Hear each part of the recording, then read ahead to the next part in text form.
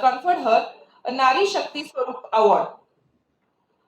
She is also awarded with Adarsh Mahila by Legal Rights Council India. During the COVID-19, she had virtually trained more than 3,500 mothers in the age group of 55 to 80, and those women did not have the experience to handle the smartphones.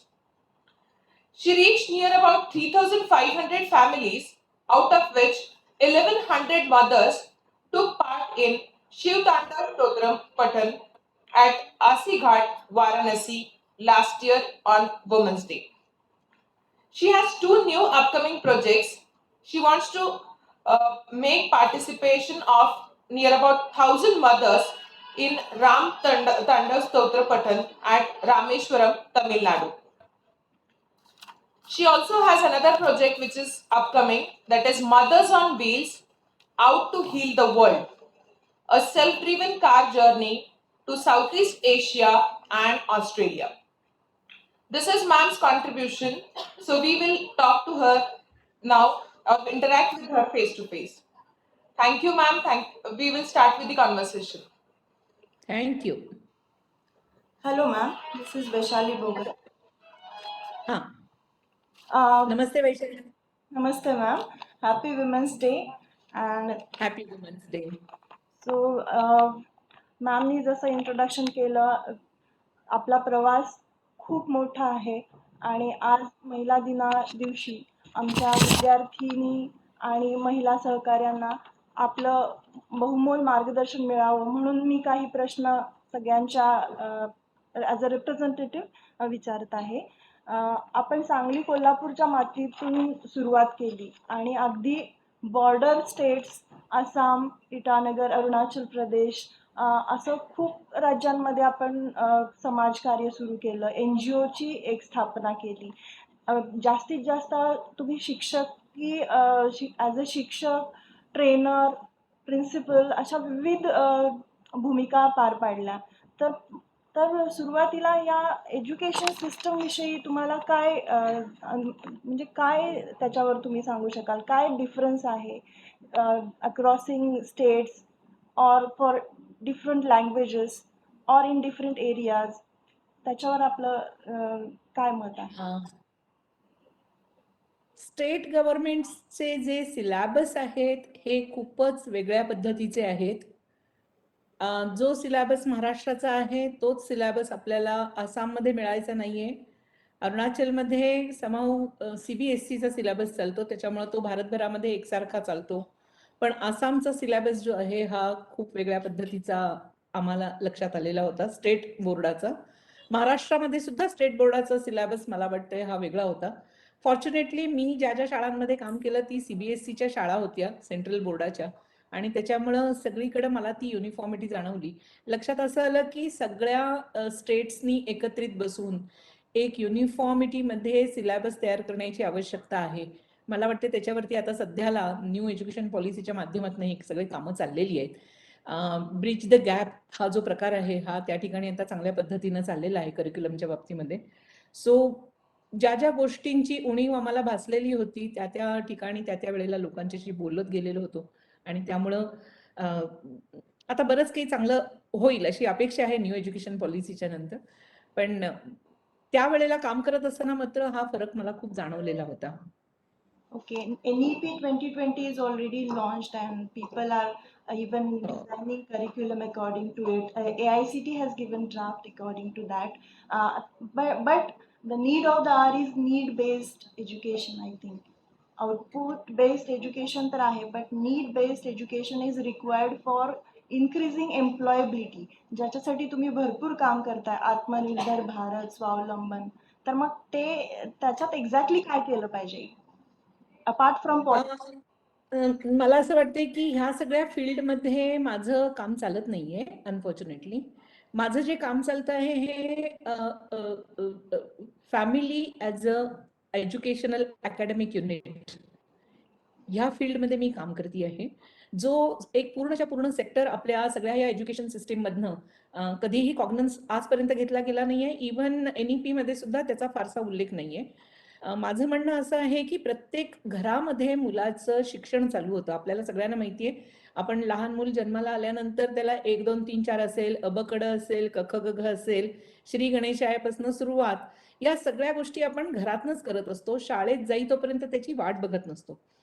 त्याच्या बरोबरीनं जे formal एज्युकेशनला लागणाऱ्या गोष्टी आहेत त्या तर आपण करतोच, पण त्याच्या बरोबरीनं इन्फॉर्मली आपण मुलांच्या वरती वेगवेगळ्या पद्धतीनं, मग ते चालणं, बोलणं, वागणं, ह्या सगळ्या गोष्टींपासून आपण त्या मुलाला तयार करत असतो. एका अर्थानं ते पण शिक्षणच आहे. म्हणजे मला माहितीये इंजिनिअरिंग कॉलेजेसमधनं मला वाटतं कित्येक वेळेला इंटरव्ह्यू कसा द्यावा, बोलावं कसं, कम्युनिकेशन कसं असावं, या सगळ्या बाबतीमध्ये सुद्धा तुमचे कोर्सेस चालायचे. मला असं वाटलं की ह्या गोष्टी आम्हाला नाही कुठल्या कॉलेजने शिकवलं किंवा कधी कॉलेजमध्ये गेल्यानंतर, पण लहानपणापासून आई वडिलांचा हात धरून फिरत असताना आम्हाला हे जाणवून दिलं गेलेलं होतं की कशा पद्धतीनं केलं तर तुमचा जो विषय आहे तो पोचू शकतो म्हणून.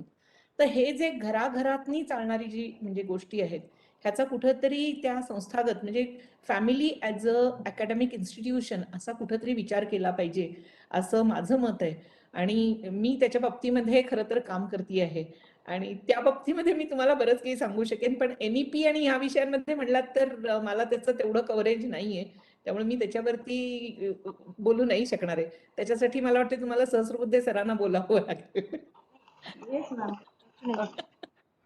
मॅम, तुमचं बायोडा वाचल्यावर असं लक्षात आलं की तुम्ही एवढं सगळं समाजकार्य केलेलं आहे.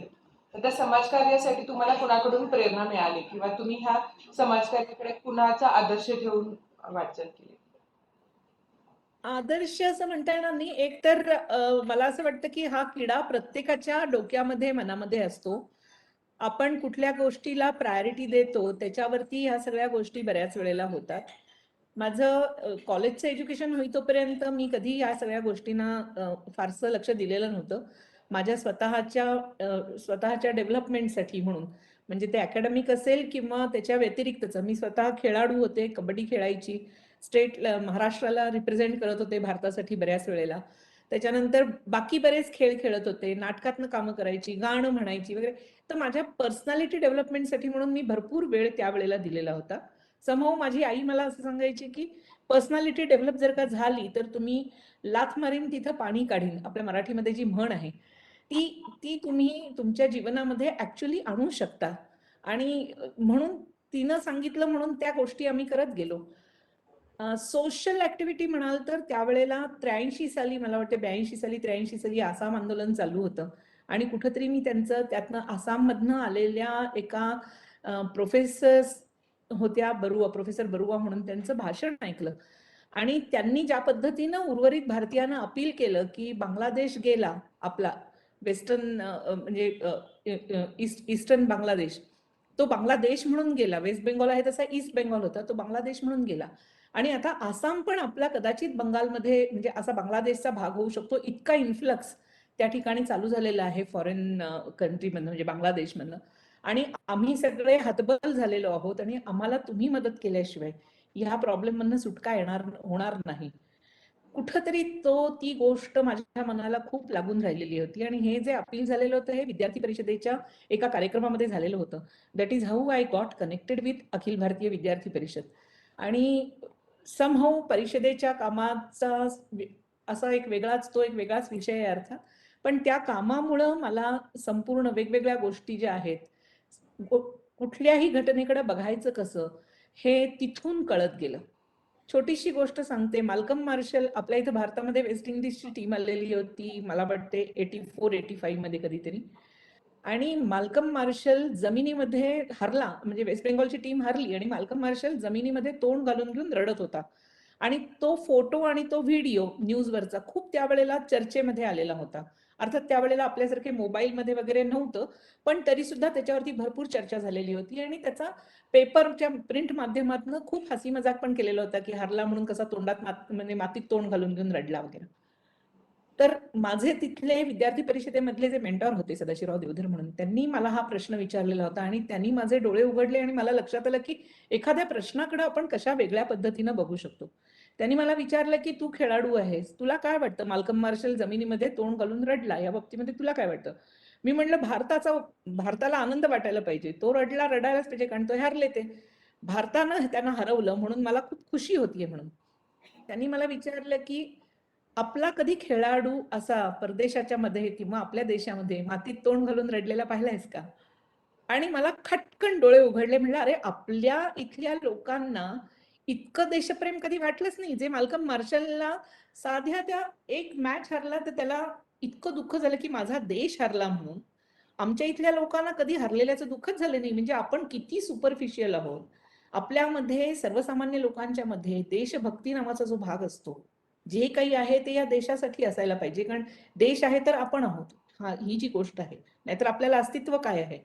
तर ते जे आहे ती जी कॉन्सेप्ट आहे त्या कॉन्सेप्टवरती मला लक्षात आलं की आपण वेगळ्याच पद्धतीनं कुठेतरी होतो आणि आता आपण एक नवं दालन आपल्यासाठी उघडलं गेलेलं आहे. आणि तो माझ्या आयुष्यातला मला वाटतंय टर्निंग पॉइंट होता. त्याच्यानंतर मग मी आसाम आंदोलन पण अटेंड केलं. तिथं जाऊन आल्यानंतर देशभरामध्ये कशा परिस्थितीमध्ये आपला व्यापकता दिसली. म्हणजे जी एक घरकोंबड्यासारखी मी घरामध्ये बसलेली होती, फक्त स्वतःपुरतं बघत होते, माझी पर्सनॅलिटी, माझं सगळं. तिथून बाहेर पडून मी जेव्हा आसाम बघून आले, तिथं रस्त्यातनं जात असताना सगळे प्रदेश बघितले, उत्तर प्रदेश असेल, बिहार असेल, वेस्ट बेंगॉल असेल आणि मग आसाम असेल आणि मग तिथं गेल्यानंतर त्यांनी आम्हाला पकडलं आणि नेऊन आम्हाला त्या मेघालयामध्ये फेकून दिलेलं होतं जेलमध्ये म्हणून. तर त्या सगळ्या गोष्टी बघितल्यानंतर ते जे एक्सपोजर मिळतं ना त्याच्यातनं खरं तर माणूस घडतो असं मला वाटतं. कुठला तरी असा प्रसंग घडतो आणि मग तुम्ही योग्य दिशेनं वाटचाल करायला सुरुवात करता. आणि that is what actually I started thinking about social activities. आणि ते मी कायम ठेवलं आणि म्हणूनच आम्ही 20 वर्ष नॉर्थ ईस्ट मध्ये राहिलेलो होतो.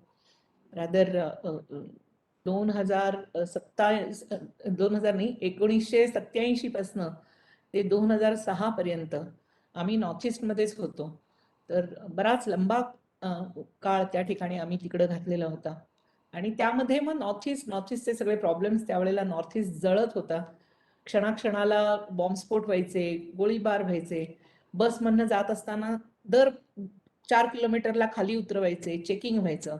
आणि ह्या सगळ्याचा जो एक पॉझिटिव्ह इफेक्ट ज्याला म्हणतो आपण, कधी निगेटिव्ह इफेक्ट कधी कुठल्या गोष्टीचा घ्यायचा नाही. एक सांगितलं गेलेलं होतं, मनावरती बिंबवलेलं होतं की look at the positive side. Glass अर्धा भरलेला आहे आणि अर्धा रिकामा आहे. तर अर्धा रिकामा आहे कधी म्हणायचं नाही, अर्धा भरलेला आहे ना माझा ग्लास, हे म्हणायचं. हे जे घरनं मिळालेले संस्कार होते, परिषदेनं मिळालेले संस्कार होते. त्याच्यामुळं त्या पण परिस्थितीमध्ये तिथले लोक कशा पद्धतीनं राहत आहेत, कसे आनंदी राहत आहेत आणि मग त्यांच्यासाठी काहीतरी करणं आवश्यक आहे.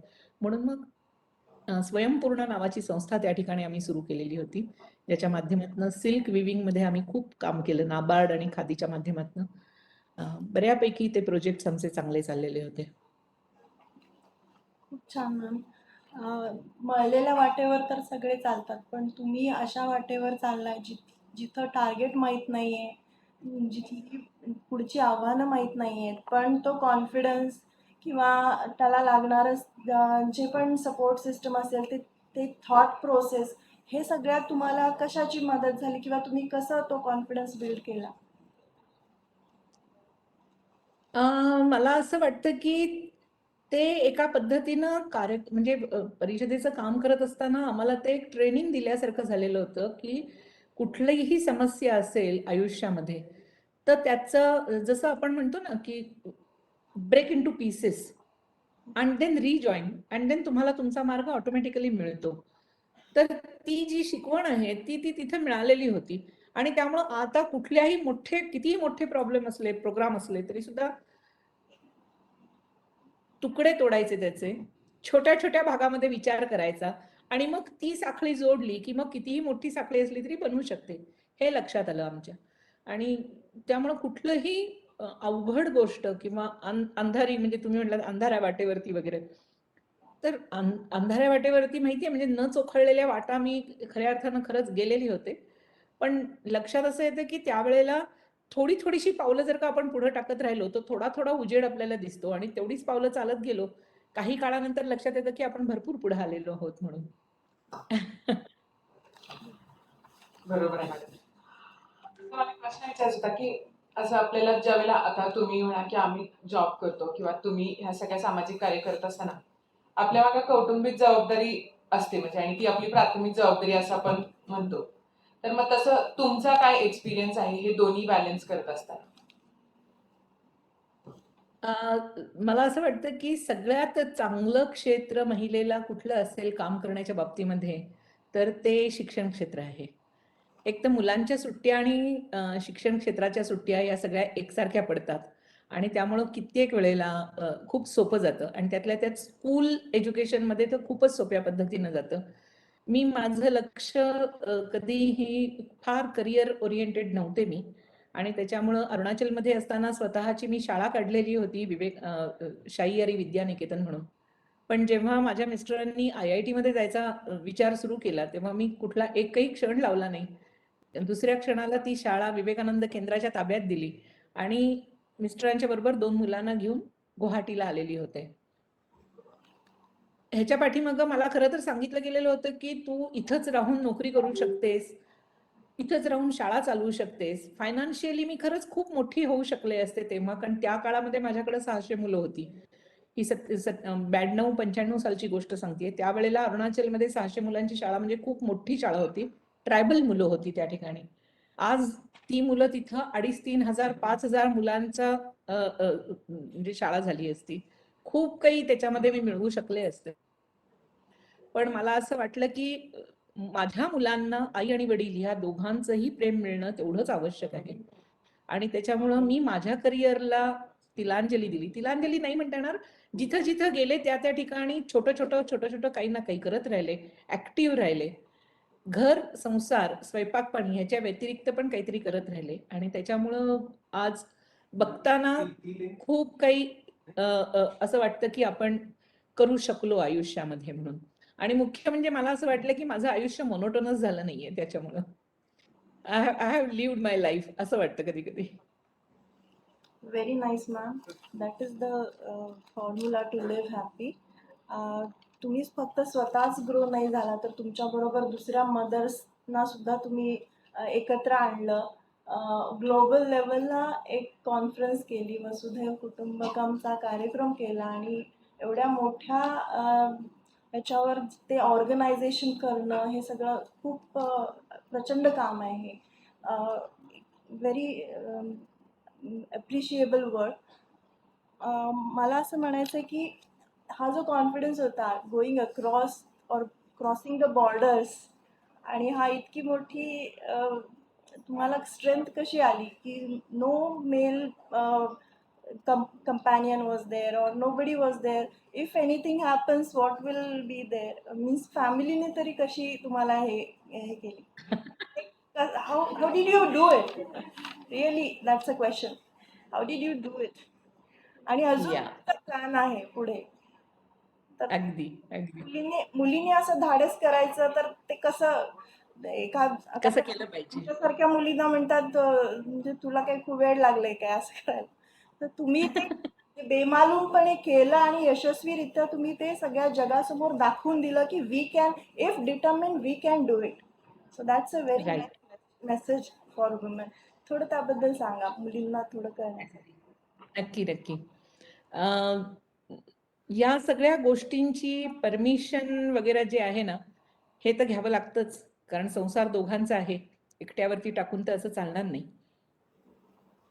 तो कॉन्फिडन्स जो आहे आपल्याच घरच्या लोकांच्या मध्ये निर्माण करणं, हा मी ओव्हरनाईट जाऊन जर का सांगितलं असतं कदाचित मला पण खूप विरोध झाला असता.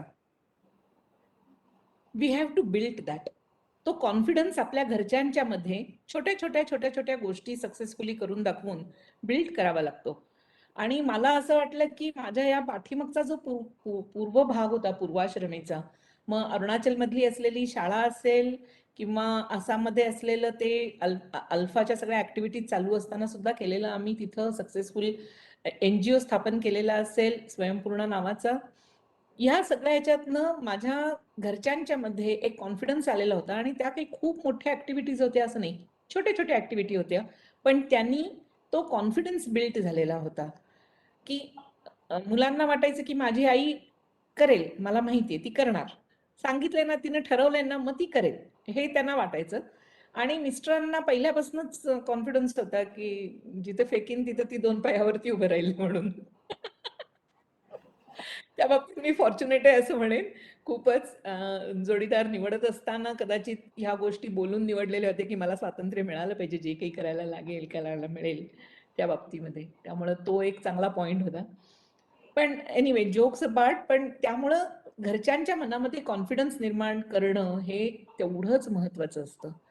आणि ते म्हणजे लग्न झाल्यानंतरच सुरू केलं असं नाही, तर प्रत्येक मुलीला आपल्या आई-वडिलांच्याकडनं कित्येक वेळेला वेगळ्या-वेगळ्या परमिशन्स कलेक्ट कराव्या लागतात.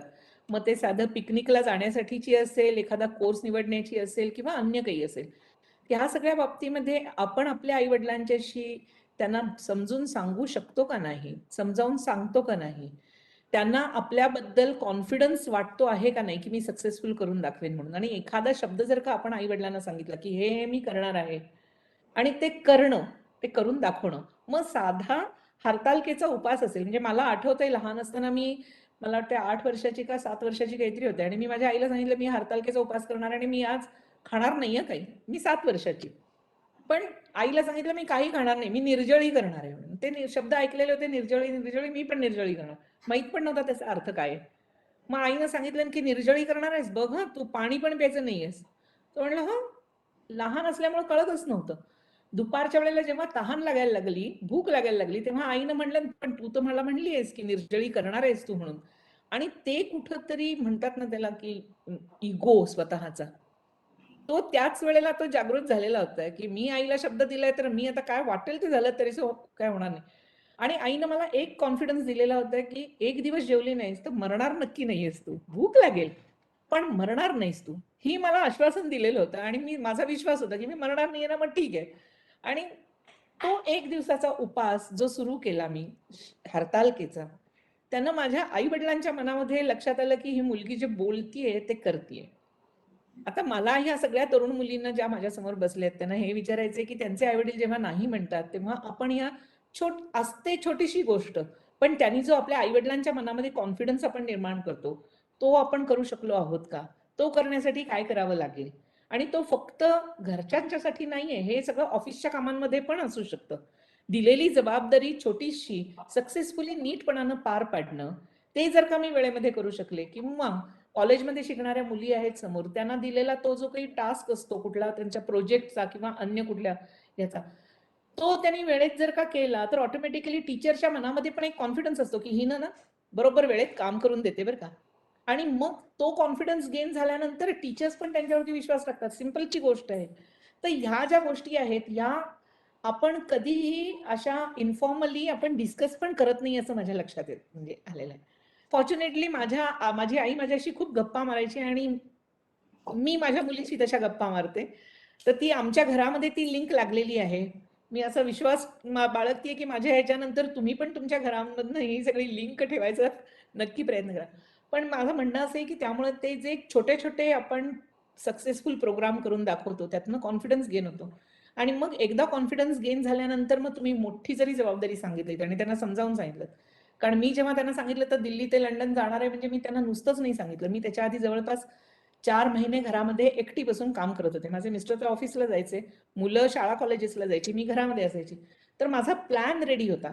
मी पहिल्या दिवशी कुठनं निघणार आहे, दुसऱ्या दिवशी मी कुठं असणार आहे, तिसऱ्या दिवशी कुठं असणार आहे. डे वाईज माझा प्लॅन मी तयार केला होता. डिस्टन्स काढलेलं होतं, किती किलोमीटरचं आहे. हॉटेलची नावं नव्हती काढली, पण बाकी सगळ्या गोष्टी माझ्याकडे रेडी असल्यामुळं साहजिकच माझ्या घरच्यांना असं वाटलं, की येस ही तयार करू शकणार म्हणजे करण्यातली आहे. 300 किलोमीटर जातीये. आता गाडी चालवायच्या बाबतीमध्ये म्हटलं तर मी पुण्याहून कोकणामध्ये दिवसभरासाठी जायची, काम करायची आणि परत यायची. परत दुसऱ्या दिवशी जाऊन शाळेमध्ये नोकरी करायची. तर ह्या सगळ्या ह्याच्यातनं तो कॉन्फिडन्स बिल्ड झालेला होता आणि तो कॉन्फिडन्स बिल्ड केल्याशिवाय कुठली गोष्ट नीट होणार नाही हे नक्की आहे. तो करावाच लागणार आहे आपल्याला आणि त्याने आपल्याला पण कॉन्फिडन्स येतो. ही पण गोष्ट खरी आहे. आणि त्यामुळं 22 देशांची जर्नी, 23,000 किलोमीटरचा रस्ता आणि तो पण सगळ्या जवळपास Kazakhstan, Uzbekistan, Turkmenistan, Iran, Azerbaijan, Georgia, Turkey इथपर्यंतचे हे सगळे देश जे आहेत, कोणीही आतापर्यंत त्या देशातनं गेलेलं नाहीये आणि चायना मुख्य. चायनातनं आमची पहिली गाडी असेल जी भारतीयांची पहिली गाडी इंटिरियर ऑफ तिबेट, गान्सू, सिंजांग हे 3 प्रोव्हियन्स क्रॉस करून गेलेली होती. त्यामुळं जेव्हा लक्षात म्हणजे आम्ही छोट्या छोट्या गोष्टी बघत गेलो आणि मग त्या जोडल्या, त्याच्यामुळे तो सगळा मोठा प्रोजेक्ट झाला.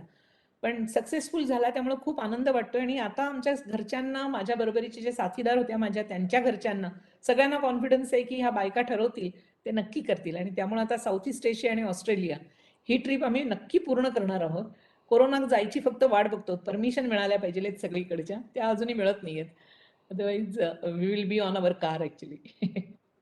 खूप शुभेच्छा तुमच्या पुढच्या प्रवासासाठी. थँक्यू. महिला आता सुशिक्षित, उच्च शिक्षित झाल्या आहेत. विविध क्षेत्रात उच्च पदावर सामाजिक, आर्थिक, कला, विज्ञान, तंत्रज्ञान क्षेत्रातच भरारी घेत आहेत. तरी देखील महिलांना योग्य सन्मान मिळत नाही. याच्याबद्दल आपलं काय मत आहे? मला वाटते मी आधी जे बोलले तेच त्याच्या पाठीमागचं आहे. सन्मान हा कधीही मागून मिळत नसतो, तो आपल्याला गेन करावा लागतो. आपल्या ऑफिसेसमधनं जेव्हा आपण काम करतो तेव्हा मला माहिती आहे, मी प्रिन्सिपल म्हणून काम करत होते. माझ्या हाताखाली सुद्धा जवळपास एक 40-50चा स्टाफ होता. पण मी प्रत्येकाला तेवढाच मान देत होते असं नाहीये. कारण का, तर प्रत्येकाने, मी जेव्हा प्रिन्सिपल झाले तेव्हा माझ्यासमोर ज्यांनी त्यांचे क्रेडेन्शियल्स प्रूव्ह केले, दिलेली जबाबदारी सक्सेसफुलपणानं पडली. मग ती साधी सकाळचा प्रेयर असेंब्ली कंडक्ट करणं असेल, तिथंपासनं ते मोठाले कार्यक्रम करेतोपर्यंत ज्यांनी सक्सेसफुली छोटी छोटी कामं करून दिली, त्यांच्यावरती मोठ्या मोठ्या जबाबदाऱ्या गेल्या, त्यांच्यासाठी रेकमेंडेशन दिली गेली आणि त्याच्यातून ह्या सगळ्या गोष्टी चांगल्या पद्धतीनं झाल्या. तर मला असं वाटतंय की काम करण्याच्या ठिकाणी सन्मान हा मागून मिळणार नाही.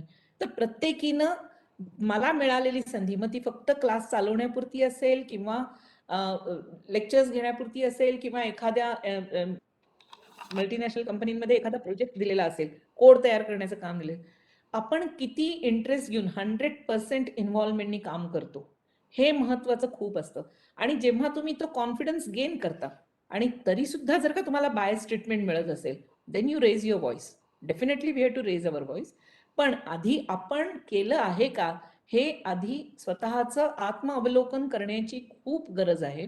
कित्येक वेळेला मला असं लक्षात येतं की आत्मावलोकन न करताच कंप्लेंट करायच्या, कारण सगळेजण करतायत ना, चला माझी पण पोळी भाजून घेऊ, या पद्धतीनं पण गोष्टी चालतात. हे माझ्या म्हणजे मला माहिती आहे.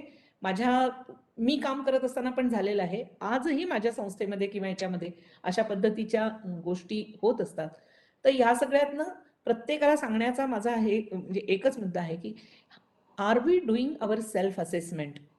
सेल्फ असेसमेंट नावाचा जो प्रकार आहे, ज्यानं प्रत्येकानं आपल्या आयुष्यामध्ये तो आणला पाहिजे.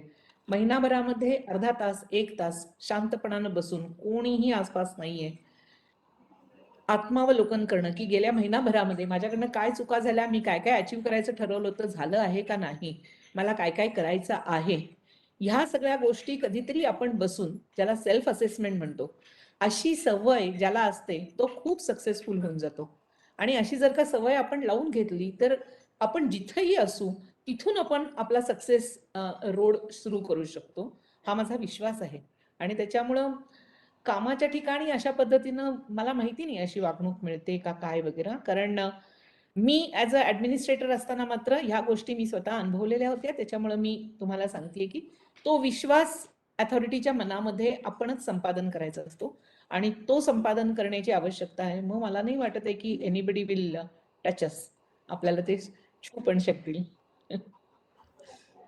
मॅम, आपण जी संस्था सुरू केलेली आहे त्याच्यामध्ये जो होलिस्टिक बदल करणं जे संस्थेचं मुख्य धोरण आहे, तर अभियांत्रिकी शिक्षणात त्याचा कसा वापर करता येईल किंवा त्याच्यामुळे आम्ही काय, आमचं हे एज्युकेशन सिस्टम कसं आणखी इम्प्रूव्ह करू शकतो? होलिस्टिक या शब्दाचा अर्थच असा आहे की सर्वांगीण, चौरस.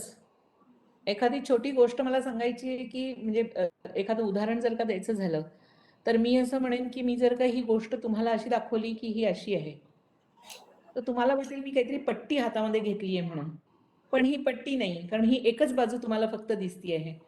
याचं पूर्ण अवलोकन जर का करायचं असेल तर तुम्हाला 360 डिग्री अँगलनी आणि 360 डिग्रीज प्लेन्स 360 प्लेन्सनी जर का बघितलं तर मग लक्षात येतं की अरे हा मोबाईल आहे, त्याला पाठीमागच्या बाजूला 4 कॅमेराज आहेत, हा एवढा मोठा म्हणजे काय 16 इंची 18 इंची काय असो तशा साईजचा आहे, त्याची विड्थ इतकी आहे.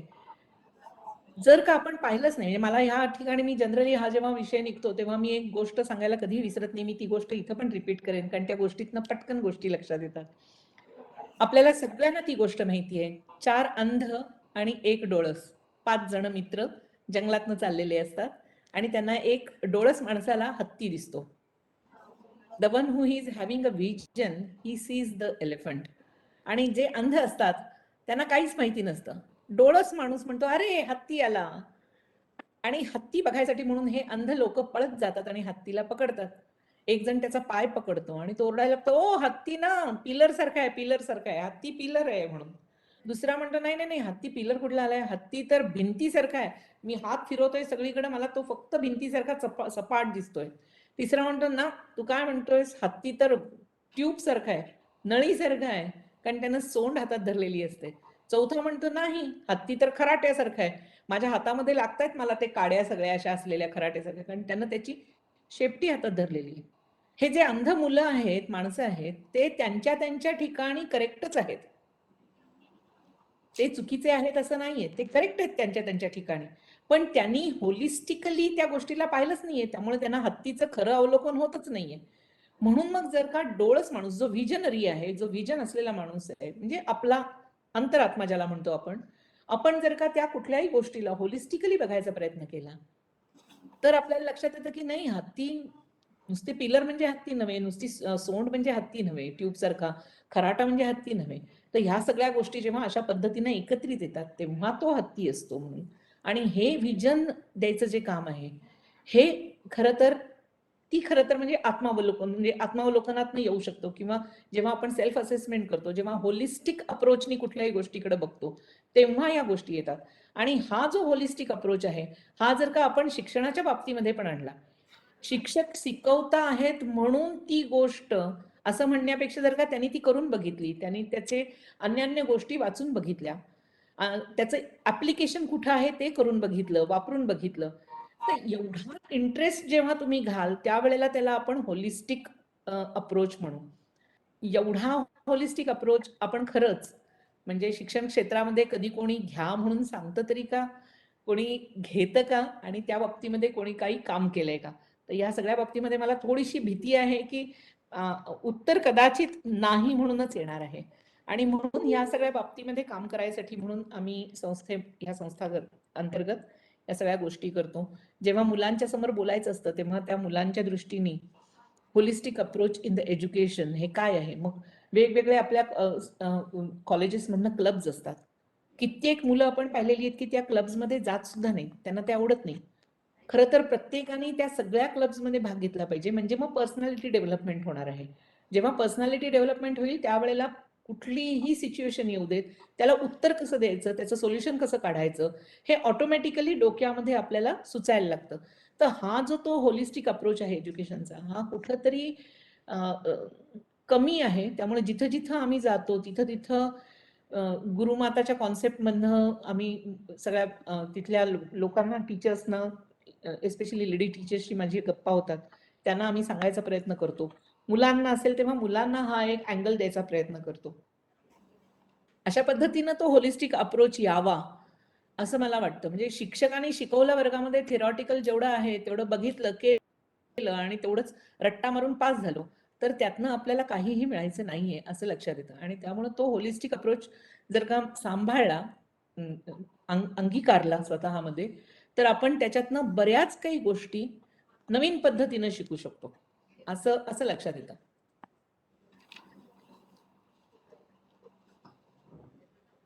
तुम्ही तुमच्या म्हणजे रिझ्यूम बायोडेटा दिलं होतं त्याच्यात असं होतं की नॉर्थ ईस्ट मध्ये ट्रॅव्हल करताना तुम्हाला बऱ्याच लोकांनी साथ दिली. तर एखादा अनुभव आहे का तुमच्याकडे की जे तुम्ही आमच्या बरोबर शेअर करू शकता? काय अडचणी होत्या तुम्हाला त्याची? नॉर्थ ईस्ट मध्ये जेव्हा मी काम करत होते तेव्हाच्या गोष्टी का जेव्हा प्रवास केला तेव्हाच्या गोष्टी? प्रवास केला तेव्हा.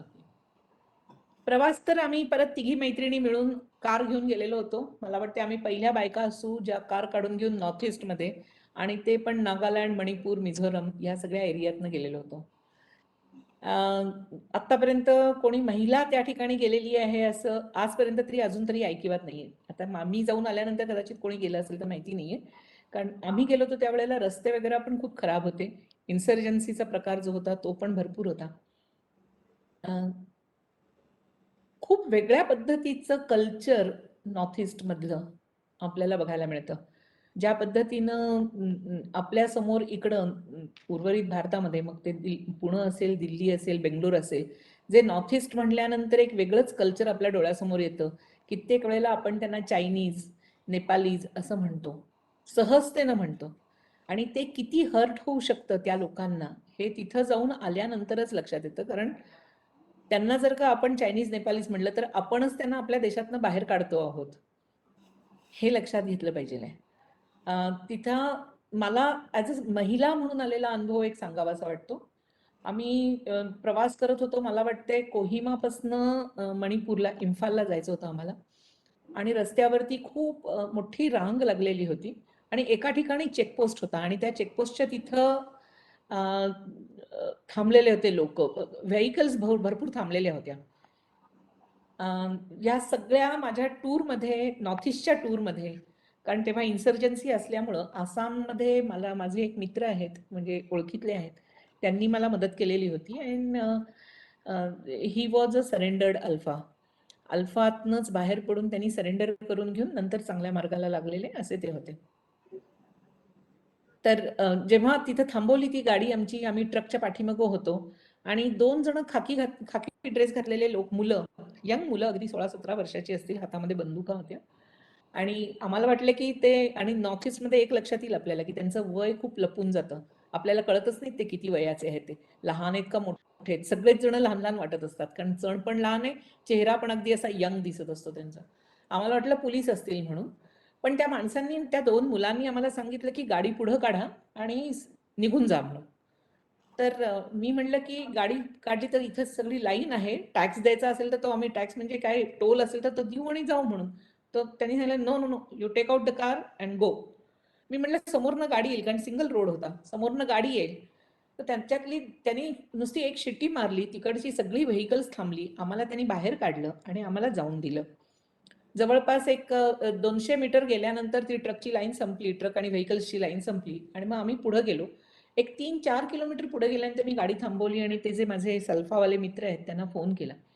म्हणलं की दादा असं असं झालंय, आणि आम्हाला थांबवलं होतं, पण थोड्या वेळातच त्यांनी आम्हाला पुढे जायला सांगितलं, जा पुढे जा, थांबू नका असं म्हणून सांगितलं. असं का? तर म्हणले कुठल्या एरियात आहात? तर मी त्यांना लोकेशन पाठवून दिलं व्हॉट्सअपवरती. तर म्हणले काही नाही, ते NSCNचे लोक आहेत म्हणून, जे नॅशनल जे नागा फ्रंटचे जे लोक आहेत, ते नागा फ्रंटचे लोक आहेत, ते अतिरेकी आहेत, आणि ते टोल गोळा करतायत. त्यांचा आपला इंटरनल टोल त्यांचा एक वेगळा असतो, तो गोळा करत आहेत, आणि त्याच्यामुळं तुम्हाला काही मागितलं का म्हणून त्यांनी विचारलं. म्हणलं नाही, आम्हाला मागितलं नाही, आम्हाला पुढे जायला सांगितलं. म्हणले ते कधीही बायकांच्या बाबतीमध्ये काहीही करणार नाही, आणि त्यामुळं तुम्ही पुढे जा म्हणले, काही अडचण नाही म्हणून. आमचा पहिला अनुभव की आम्ही फक्त तिघीच जणी महिला होतो कारमध्ये. त्यांनी ते तेवढंच बघितलं, कोणी पुरुष नाही म्हणल्यानंतर त्यांनी आम्हाला बाहेर काढलं आणि आम्हाला पुढे जायला सांगितलं. ज्या गाडीमध्ये पुरुष होते, पुरुष महिला दोन्ही होते, त्यांच्या सगळ्यांच्याकडनं त्यांनी टॅक्स वसूल केला, त्यांचा जो काही टॅक्स होता तो. पण आम्हाला बाहेर काढला. एका प्रकारानं मला असं वाटलं की ते स्त्री दाक्षिण्य, म्हणजे कुठंतरी चांगुलपणा आहे आजही त्या ठिकाणी, आणि हाच वापरून घेऊन या मदरली अप्रोचनी ह्या सगळ्यांना आपण चेंज करू शकतो. तसाच अनुभव पुढं ठिकाणी आला, जिथं आम्ही चुराचांदपूरला गेलेलो होतो. चुराचांदपूरपासून आम्हाला आयझॉलला जायचं होतं, आणि रात्रीच्या वेळेला आम्हाला आम्ही जिथं हॉटेलमध्ये राहिलो होतो तिथं 2-4 मुलं आली, आणि त्यांनी सांगितलं की आम्हाला माहिती आहे की तुम्ही बाहेरची गाडी आहे म्हणून. तर हो म्हणलं. कुठं जाणार आहात? आयझॉलला. नाही जाऊ शकणार म्हणले उद्या तुम्ही. म्हणलं का नाही जाऊ शकणार? आमची तर मीटिंग आहे उद्याला तिकडं. तर म्हणले नाही, तुम्ही जाऊ शकणार नाही, उद्या रविवार आहे, रविवारी मास असतं, त्यामुळे सगळं बंद. आपल्याला माहिती आहे की हा सगळा ख्रिश्चन लोकांच्या तिथं असलेला तो प्रॉब्लेम आहे, इश्यू आहे म्हणून. इथं विषय धर्माचा वगैरे नाहीये, जी फॅक्ट्स आहेत त्या फक्त मी सांगते आहे. जेव्हा अशी गोष्ट घडली, त्याच्यानंतर त्यांनी आम्हाला सांगितलं, जेव्हा आम्ही हटून बसलो की नथिंग, आम्ही जाणार म्हणजे जाणार, तुम्हाला काय करायचं असेल ते करा. ते आम्हाला घेऊन एका प्रोफेसरकडे गेले. प्रोफेसरनी सगळं बोलणं ऐकलं, आमचं बोलणं ऐकलं, गप्पा झाल्या बऱ्याच आणि मग त्यांनी आम्हाला एका चर्चमध्ये घेऊन गेले, चर्चच्या फादरशी भेटायला. जेव्हा चर्चच्या फादरशी आम्ही बोललो, गप्पा मारल्या, त्याच्या बहिणीशी, कारण फादर नव्हते त्या ठिकाणी. तर बहिणींनी आम्हाला सांगितलं, की सगळं ऐकल्यानंतर, आमचा उद्देश ऐकला, सगळं ऐकल्यानंतर आम्हाला सांगितलं, की तुम्हाला काही त्रास होणार नाही, तुम्ही निघा आता इथनं. उद्याला आमची माणसं तुमच्याबरोबर येतील म्हणून. आणि टू माय सरप्राईज 3 जणांची त्या लोकांची टीम आमच्या बरोबरीनं आलेली होती आणि फक्त आम्ही नॉर्थ ईस्टमध्ये सेफपणानं बाहेर गेलं पाहिजे, हाच त्यांचा उद्देश होता आणि त्यांनी आम्हाला पूर्णपणानं बाहेर काढून आयझॉलच्या रस्त्यापर्यंत नेऊन पोहोचवलेलं होतं. हॅलो, मी ऑडिबल आहे का नाही? हो मॅडम, आहे आहे आहे madam. Madam. Yes madam. Okay. तर अशा पद्धतीनं स्त्री दाक्षिण्य ज्याला म्हणतो आपण, हा एक वेगळाच अनुभव आम्हाला त्या ठिकाणी आलेला होता. आणि ही नॉर्थ ईस्टमध्ये बदल घडवायचा असेल तर तो आईच्या माध्यमातून आपण घडवू शकतो, असा एक वेगळा अनुभव आम्हाला तिथं आलेला होता आणि त्या दृष्टीनं आमचा प्रयास पण चालू आहे त्या ठिकाणी. खूप छान मॅडम एक्सपिरियन्स. असं ऐकून वाटलं की खरंच म्हणजे मदर, जे तुम्ही म्हणलेलं आहे तुमच्या रिझ्यूम मध्ये की मदरहुड इज द स्ट्रेंथ, तर ते येस, मला it is a strength. It is a strength. Ma'am, आता समाजामध्ये अगदी दिल्लीसारख्या शहरात, हैदराबादसारख्या शहरात सुद्धा निर्भया सारखे कांड होत आहेत, मुलींवर अत्याचार होत आहेत, शोषण होत आहे. काय याला काय म्हणजे कोणत्या गोष्टी जबाबदार असतील? काय मार्गदर्शन कराल मुलींना इथून पुढं स्वसंरक्षण किंवा एक समाजामध्ये थोडंसं सुरक्षिततेचं भावना किंवा सुरक्षित वातावरण असावं, तर त्यासाठी काय केलं पाहिजे म्हणजे हे कमी होईल असं?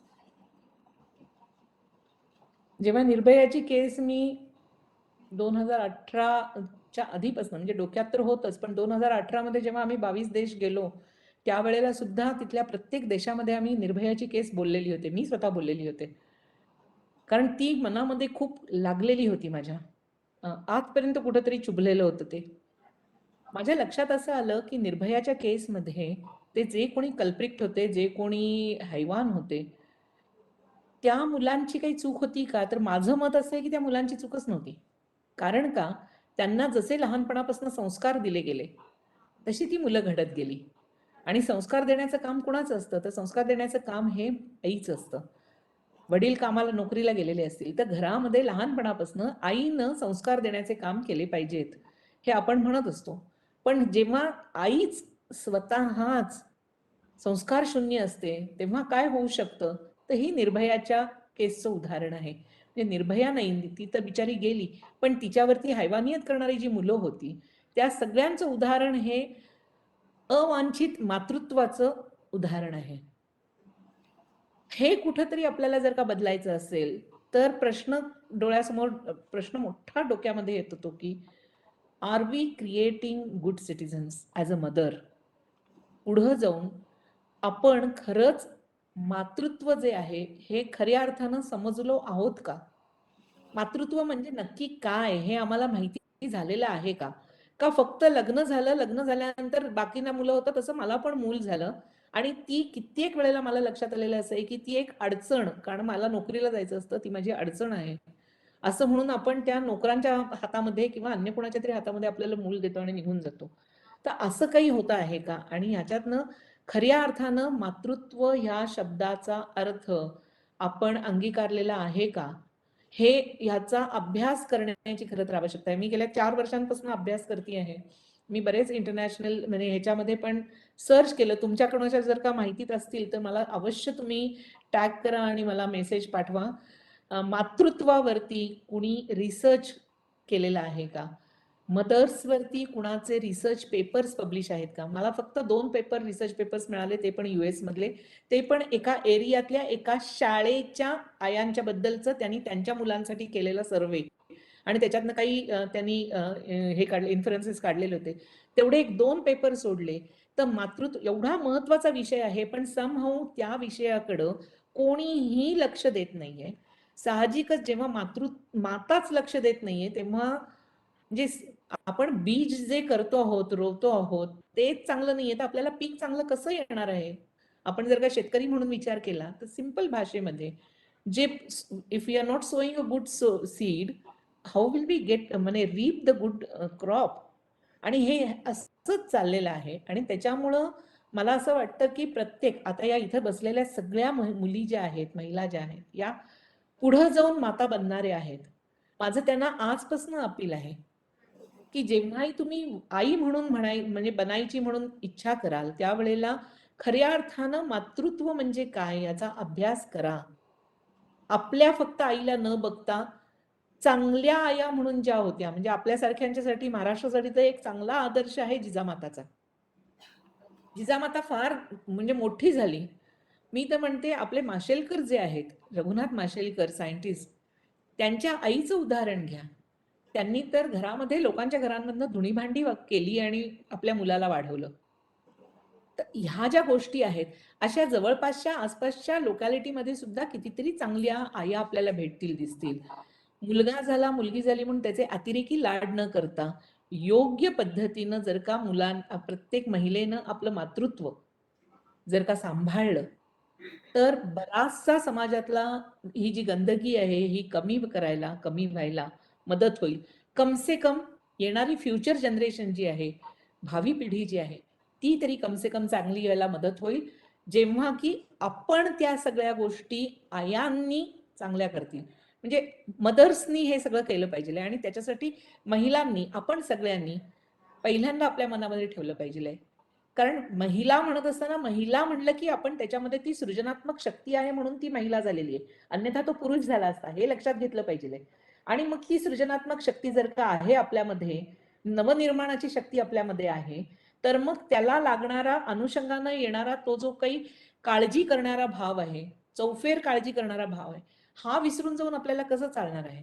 त्यामुळे सृजनात्मक दृष्टीने आपण मुलाला जन्म घातला, पण त्याची ती जी भावनिक आणि शारीरिक, भावनिक, बौद्धिक, आत्मिक सगळ्या पद्धतीची जी काळजी घेण्याचं काम आहे, हे जर का आपण केलं नाही, तर मग असे महिला दिवस साजरे करून काय उपयोग आहे, असा प्रश्न नक्की माझ्या मनामध्ये येतो.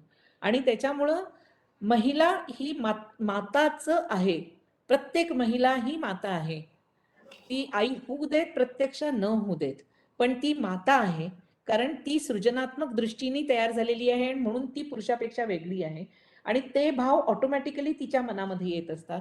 ते भाव जर का आपल्या मनामधले जे आहेत हे जागरूक ठेवले आपण, आणि जर का आपण सोसायटीकडे, प्रश्नाकडे बघत राहिलो, तरी सुद्धा कित्येक वेळेला खूप चांगल्या पद्धतीनं आपण त्याची उत्तरं देऊ शकतो. आणि त्याच्यामुळं मातांनी चांगलं होणं, सबल माता होणं, सबल स्त्रीपेक्षा सबल माता होणं ही आजची समाजाची गरज आहे असं मला वाटतं. Very true ma'am. आजच्या मुलींना हा खरंच कानमंत्र आहे. आणि जर समाज संस्था जर त्याच्या सुधारायची असेल, तर जर सर्व मुलींनी, महिलांनी या या तुम्ही दिलेल्या ह्याच्यावर जर वाटचाल केली, तर नक्कीच महिला दिन साजरे करण्यापेक्षा खऱ्या महिला आपली जबाबदारी पार पाडतील असं मला वाटतं. काही विद्यार्थ्यांचे जर किंवा विद्यार्थिनींचे प्रश्न असतील तर आपण शेअर करूया. कुणाला काही बोलायचं आहे का मॅम? काही प्रश्न असतील तर विचारा.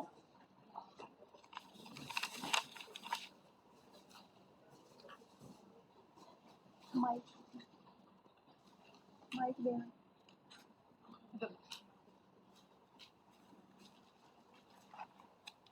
हॅलो मॅम,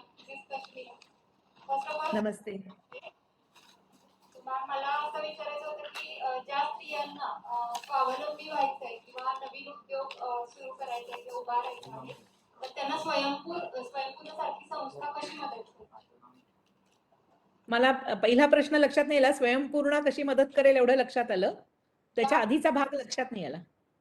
ज्या स्त्रियांना स्वावलंबी व्हायचं आहे किंवा नवीन उद्योग उभा करायचा आहे, त्यांना स्वयंपूर्णसारखी संस्था कशी मदत करते?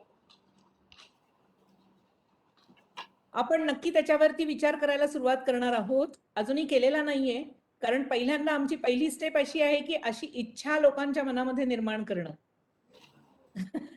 अशी इच्छाच कित्येक जणांच्या मनामध्ये निर्माण होत नाही की मी स्वतः काहीतरी केलं पाहिजे. Instead of I becoming an employee, if I become employer, ही इच्छा जी आहे ही निर्माण होणं खूप महत्वाचं आहे. तुझं पहिल्यांदा अभिनंदन की तुझ्या मनामध्ये कमसे कम स्वावलंबी बनायचे, म्हणजे तू जेव्हा स्वावलंबी होशील तेव्हा तू 4 जणांना नोकरी देणार आहेस, हा भाव तुझ्या मनामध्ये निर्माण झाला, त्यामुळे तुझं आधी अभिनंदन आहे. आणि ह्या बाबतीमध्ये आमच्यासारखी संस्था ऍक्च्युली ह्या सगळ्या बाबतीमध्ये अजूनही काम करत नाहीये. हा एक नवा आयाम आमच्या समोर आलेला आहे. नक्की पुढे पाठीमाग आमच्या बरोबरीच्या ज्या कॉलेजमध्ये शिकवणाऱ्या महिला आहेत, ज्या आमच्या संस्थेशी जोडलेल्या आहेत, त्यांच्याशी बोलून आम्ही तुमच्याकडं येऊ शकतो. आणि नक्की आपण कुठला ना कुठला तरी एखादा कार्यक्रम ज्याच्यामधनं आपण एंटरप्रेन्योरशिप डेव्हलपमेंट, लीडरशिप डेव्हलपमेंट अशा पद्धतीनं आपण करू शकू, मुलींच्यासाठी फक्त नक्की करू शकू. Thank you ma'am. Thank you so much. Thank you. Thank you ma'am. खरं तर खूप प्रश्न आहेत आणि तुमच्याशी असाच संवाद सुरू ठेवायला आम्हाला आवडेल, पण वेळेचं बंधन असल्यामुळे आपण आजच्या दिवसासाठी क्लोज करूया. But hopefully we will look forward and for any cause please guide and direct us. We will be connected with you. Do guide us. आजच्या डेफिनेटली. येस, आजच्या आपल्या संवादाचा असा परिपाक मी काढलेला आहे. मोजक्या शब्दातच सर्वांना थोडंसं हे सांगते. मॅडमचा प्रवास खूपच प्रेरणादायी आहे. त्यांनी आपल्याला जे मार्गदर्शन केले आहे त्याचे बेट्स आपण जर एकत्रित करून आपल्या जीवनात अवलंबन केलं तर नक्कीच आपण सुद्धा यशस्वी होऊ शकतो. त्यांच्यासारखा एक वेगळा आणि यशस्वी प्रवास घडवू शकतो. कुठलाही प्रॉब्लेम असेल तर त्याला तुम्ही तुकडे करून त्याचं ॲनालिसिस करा, होलिस्टिक अप्रोचने त्याच्यावर विचार करा. नक्की तो प्रॉब्लेम आपण सोडवू शकतो. कुटुंबाला प्राधान्य दिलंच पाहिजे. कुटुंब सोडून कोणतंही काम किंवा कार्य यशस्वी होत नाही. कॉन्फिडन्स छोट्या छोट्या गोष्टींमधून बिल्ड करावा लागतो आणि आपल्या कुटुंबाशी कनेक्टेड राहाल तरच तुम्ही कुटुंबानंतर एक समाज घडवण्यात सुद्धा तुम्ही एक element as a element you can work. छोट्या छोट्या जबाबदाऱ्या कॉन्फिडेंटली पार पाडून आपण आत्मविश्वास वाढवू शकतो. समाजामध्ये सन्मान गेन करावा लागेल, त्यासाठी आपली नैतिकता सिद्ध करावी लागेल. सेल्फ असेसमेंट खूप जरुरी आहे. आपल्या चुकातूनच आपण नवीन सुधारणा करून नवीन योजना सक्सेसफुल करू शकतो. Motherhood is strength. Every girl should first look herself as a mother. Cultured mother असेल तर नक्कीच कल्चर्ड समाज असेल. देअरफॉर प्रत्येक मुलीची ही जबाबदारी आहे की तिनं फक्त स्वतःचं संरक्षण नाही तर आपल्या कुटुंबावर संस्कार करणं, मुलांवर संस्कार करणं, आपल्या आजूबाजूच्या वातावरणात वर्क कल्चर डेव्हलप करणं जरुरी आहे. शारीरिक, बौद्धिक, भावनिक, आत्मिक आणि सृजनात्मक असा विकास करणं हे आपली जबाबदारी आहे. आणि आजच्या या महिला दिनाविषयी इतका वेळ मॅडम तुम्ही आम्हाला दिलात त्याबद्दल खूप खूप शासकीय अभियांत्रिकी महाविद्यालयाच्या वतीने आपले खूप आभार. Thank you so much.